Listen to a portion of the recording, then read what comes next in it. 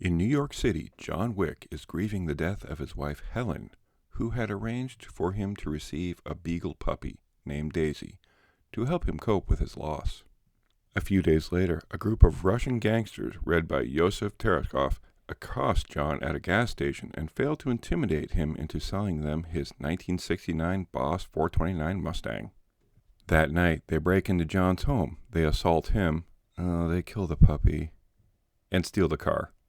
Yosef takes the Mustang to a chop shop to remove its identifying detail, but the shop owner, Aurelio, recognizes it and refuses service. Aurelio informs John that Yosef is the son of Vigo Terezov, the boss of New York City's Russian mafia. Upon learning of his son's actions, Vigo berates Yosef for incurring John's wrath. He reveals John was once a hitman in his employ and was renowned and feared in the criminal underworld known as the Baba Yaga. Well, John wasn't exactly the boogeyman. He was the one you sent to kill the fucking boogeyman. A ruthless, relentless man of focus, commitment, and sheer will. I once saw him kill 3 men in a bar with a pencil. After John fell in love with Helen, a civilian, Vigo gave him a seemingly impossible task to earn his freedom. John succeeded.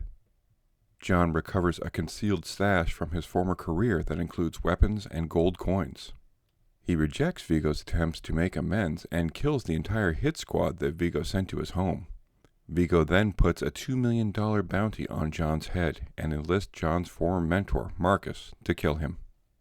John lodges at the Continental, a luxurious hotel that serves a neutral ground for the underworld and where conducting criminal business is strictly forbidden. Winston, the hotel owner and John's old friend, informs him that Yosef is at a nightclub called the Red Circle. John infiltrates the Red Circle, confronts Yosef, but is attacked by Vigo's henchmen and forced to retreat to the Continental for medical attention. How may I be of service? Is the doctor in? Yes, sir. 24/7. Send him up, please. As John rests, a hit woman, Miss Perkins, sneaks into his room. Marcus sees Perkins from an adjacent building and fires a warning shot to alert John, who wakes up and subdues her. Perkins reveals that Vigo has doubled the bounty for her to kill John in the hotel and concealed a high-value stash in a church. John hires another hitman, Harry, to secure Perkins, but she kills Harry and escapes. At the church, John destroys Vigo's cache of cash, extensive blackmail material, and other things that held the city under his control. When Vigo arrives to assess the damage, John assaults him, but his men subdue John by hitting him with a car.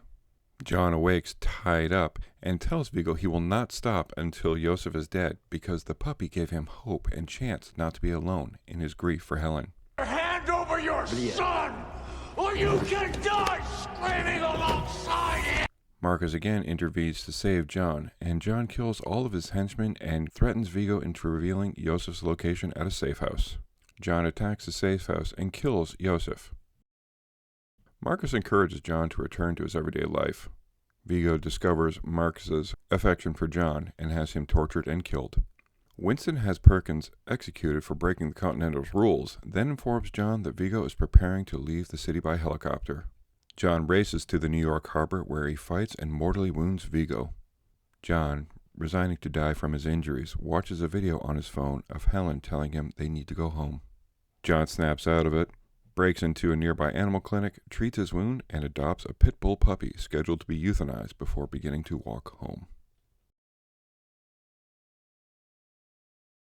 Thank you so much to Brad from Canada from the Scene Invaders Podcast for doing this recap. Consider subscribing to my channel and their channel. They do a really good job of just breaking down movies and TV shows in a really chill way. Also, consider becoming a member of the channel. That would help me out. And if you want to be really cool, I have merch, so you can buy that too.